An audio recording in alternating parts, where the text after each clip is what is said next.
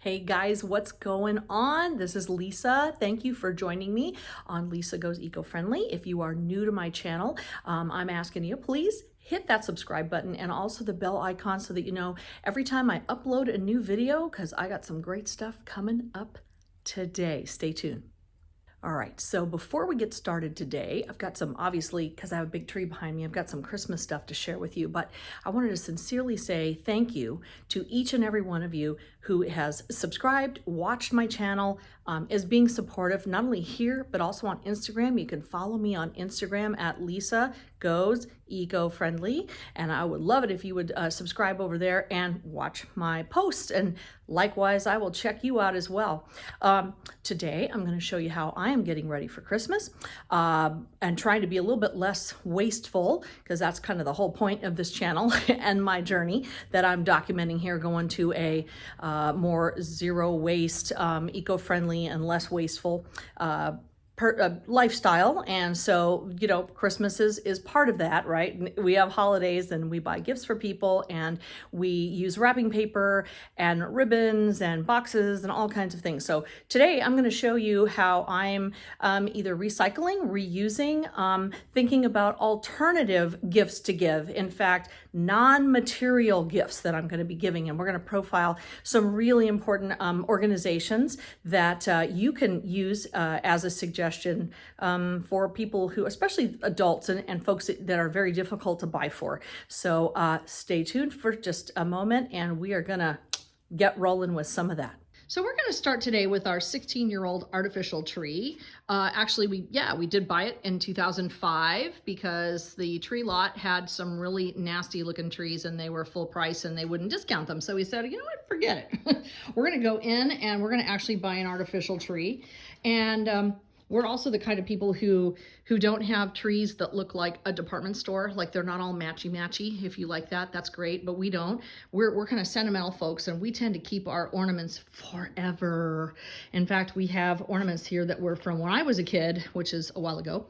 And then we even have, we keep, I've got some ornaments I'll show you close up, like of my daughter. This is my daughter, Sophia, and she's actually 30. So this is probably the 90s. She was probably like maybe, 9 or 10. And then this is our younger daughter. She's 27, Andrea. And we still put these ornaments on the tree that they made when they were in school. And I think they're just super sweet and adorable. And they just hate it. They hate it when here's another one. Just got to show you. Yeah, they just hate it when I do that, but I don't care because I really love them. And I think probably a lot of parents are like that too. So keep those things. Don't dump them. Don't throw them out. They are precious. So if you are one of those people who's like, no, I don't like artificial trees. I never want to do an artificial tree. I love my live trees. Well, that's good. Then go ahead and get one. What kind of makes me sad though is about the week after New Year's and it's trash day and you drive around and you see all of everybody's half dead Christmas trees are all laying around and they're all going to get dumped, in a landfill or something. Now, granted, I realize they are organic, they are natural, that's fine. Unless, of course, they have flocking on them, that's a problem. But if you like your live tree, I would say maybe what you could do is trim all the branches off, maybe, chop, I don't know if you have the compulsion to chop up your tree, dry out the wood, use it for a fire, you can do that. Or maybe you have a composting place or you have a recycling place in your neighborhood, in your area, where they will take your trees and they will turn it into compost so it can be reused and not just put in a landfill. So I would challenge you to do that and see if you can be a little less wasteful with that. So we are going to move on now to gifts and what I'm giving and how I'm wrapping them. So stay tuned. So let me talk to you about some of the gifts that I'm giving. Now, I am a firm believer in if you have children in your family that they should have something to open on Christmas. They should have gifts to open on Christmas. That is just the whole idea about Christmas, and for Hanukkah, same way. So what I'm going to do is my husband and I have 7 great nieces and nephews, 5 of them are ages 6 and younger. So, and one of them's a newborn. Okay, so the newborn's kind of easy. I'm actually going to be giving some little golden books to the newborn, and that way actually kind of the other 2 older siblings can use them as well.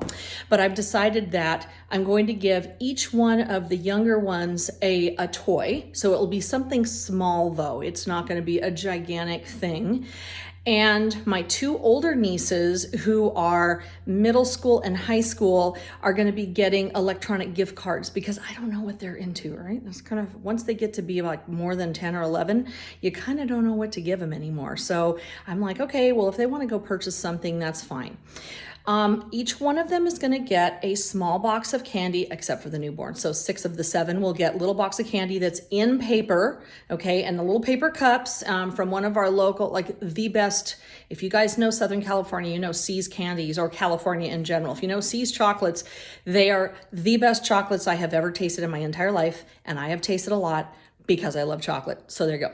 But they're all going to get just a little tiny box, you know, as a treat to go along with their little gift. And then for the adults, I'm actually giving some skincare to my nieces that are in paper and biodegradable plastic instead of regular plastic. My nephews are going to get electronic gift cards, and so it'll be emailed to them. So I don't actually have to give them a physical plastic gift card. So you might want to think about that, because I know we go in stores and there are tremendous gift card displays with, it seems like hundreds of gift cards, and they're all plastic and everything. Well, where does that go? I mean, most people don't reuse them. I mean, maybe if it's a Starbucks card, you might reload it and reuse it, but generally it just goes in the trasher, right? Gone. So, and this year, especially because we're in a pandemic and we're socially distancing, not a lot of families are going to get together and have giant gift openings. So to email something, I think, is a really, really good idea. And they still get the gift. They're still going to be able to purchase whatever they want with it. And it's just less waste in terms of that. Excuse me. Another gift we're giving to a couple of friends are bottles of vino. And I'm going to show you my gift wrap. Here's another one. This bag right here. So I had one, that was a cloth one. This one says "'Tis the Season." It's kind of a cute little bag, but this is actually a recycled bag. We received a bottle of wine last year. There we go, in this one. This one is a newer one, but again, it's cloth, and she can reuse this one. Here's another technique for helping to cut down on waste, especially when you have a lot of kids. Instead of putting ribbon and putting a tag on everything, why not use one roll of paper? Let's say, for instance, you have a son and a daughter. You're going to use this for all of your daughter's gifts, and you don't have to put any ribbon on it, because you know how kids are. They get on Christmas morning or Christmas Eve and they are ripping and tearing through. They don't care how pretty it looks. You don't even have to write their name on it. Don't have to put a tag or ribbon. Then let's say her name is Kayla. Kayla knows that all of the gifts in this paper are hers. And let's say you have a boy. Here's some, I call this boy wrapping paper, but it could really be a man or anybody, but it's really cute because I like the cars. Anyhow, but this one would be for all of the sons, or let's call him Jason. So Jason has all of these. Then on Christmas morning or Christmas Eve, he knows any one of these are his. You don't even have to put a tag. It's so much less wasteful, right? Don't have to worry about it. You could do that likewise with adults. I've got some beautiful adult style wrapping paper, and you could just decide that, because most people don't just use one roll of wrapping paper. I have like 12, right? Okay, so you could use one for everybody. And then the next thing I'm gonna show you is my gift bag organization. So let me go over there. So I'm in my closet in my spare bedroom. And some years ago, my daughter actually came up with this idea where I have all of these gift bags. Let me turn this around so you can really see it. Little organization technique. So what we've done is we have these plastic hangers. You can use any kind of hanger. And on one of these, I've kind of got them all by size. So I reuse good looking gift bags from year to year, In fact, I've got some in here that are Easter. I've got some that are like, this one is just a plain blue one. You could use that for a birthday gift or anything. And I've got little, like these are little tiny ones right here, really small ones. And then towards the back, I have the larger gift bags. In fact, I have one, I have some of these I have to, oops, sorry. Hello, camera.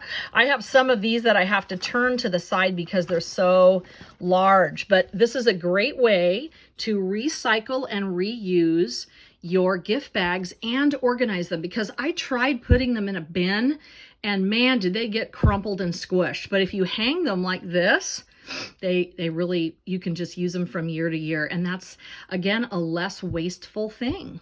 So I hope that's helpful. So one other thing I started to do instead of giving a material gift, especially to some of the elders in our family, and in fact, I even had a family member say, you know what, just don't give me a gift anymore. And she said, why don't you just donate some money in my name to some organization, because I have everything I need. And how many times do you ask people in your family, like, what do you want for Christmas? And they're like, well, I don't know. I have everything I need. If I want it, I go out and buy it. And I'm kind of getting to that point.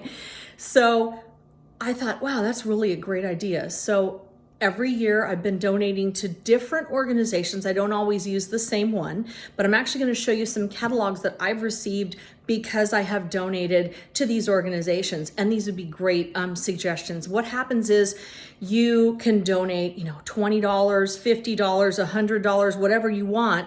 Then the person whose name that you make the donation in, let me say that again.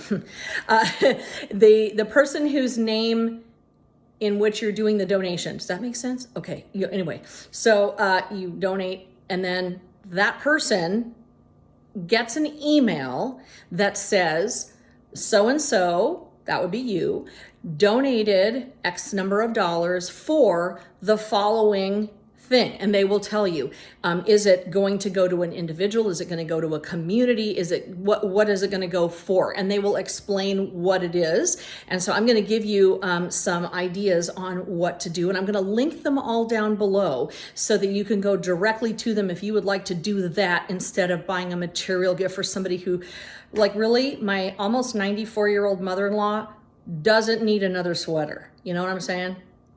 Gotcha. Here we go. Take a look. Okay, so the first one we have is World Vision Catalog, and this is the one where, like, this little guy got a goat. They will give animals. They will help out not only individuals or families, but like entire communities. And there you go, like you can see all the different types of animals that you can donate. World Vision got me, I think, because of Heifers International, which we're going to get there. So you just see people with their animals, and this helps them to sustain. What is this one? This one looks like, oh, medicines. There you go. Medicines and other supplies. So that's World Vision. Then the next one is called World Arc. This is another one. And they are kind of out of the same boat, right? They're another one where you can give, again, donate, and they will donate like honeybees and all kinds of things, or hives, I should say, not just the bees. And there we go, like spinning wool into gold, and they'll preview. So they go to other countries. Heifers is one I have specifically donated to in the past, and they are fantastic. You can donate to individuals. They've got rabbits and all kinds of things. But in the back, I think, if I can look here, they actually have, you can, it's like a healthy home. Nope, that's pigs.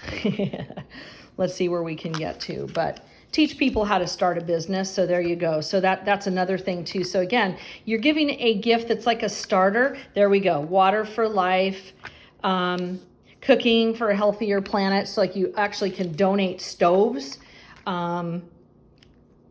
That's like that's like a whole like community if you wanted to get people together and donate like to an extravagant amount, $5,000. But hey, if you got $5,000 and you want to do it, man, that's fabulous. And then of course you probably know, if you've seen our former president Jimmy Carter is always out swinging a hammer. Well, Habitat for Humanity. And this is one, again, I donated last year to Habitat for Humanity in my cousin's name.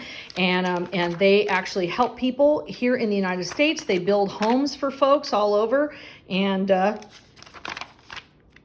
man, I don't know, just a really, really awesome organization, and helps people, you know, learn how to get in a house, stay in a house, and all that. Then another one for those people who are less well, I guess you can say, yeah, the ACLU is definitely about the environment. American Civil Liberties Union, we are actually monthly donors in this household to the ACLU. They are obviously very politically active, but they do care about climate change, and they do care about the EPA and waste and all that. So if you're into that, you can give to the ACLU. And then I've got a few other ones, and I'm going to profile. Well, first off, there's always UNICEF, Red Cross, the ASPCA, and then there's one that probably not a lot of you know about, and it's called the David Suzuki Foundation. I'm going to show you a little bit from their website, so stay put right there. Great, this is I don't know how great this is looking on my computer from my phone, but this is the David Suzuki Foundation, and this is what they are all about. If you remember David Suzuki, he used to actually host a program on public broadcasting called Nature, and he is an environmentalist and naturalist, and this is his website. So they do their climate solutions, biodiversity, environmental rights, ocean, cities, etc. And then it says all projects. So when I go there, today is Giving Tuesday, so it's, you know, obviously everybody's looking for donations, but they have a lot of projects that they are involved in. And so look, pollinators, if you are concerned about bees, climate lawsuits, or youth climate lawsuits, the boreal forests, like they've got all carbon pricing, methane pollution, sustainable transportation, clean power pathways, on and on. There he is. There is David Suzuki right there.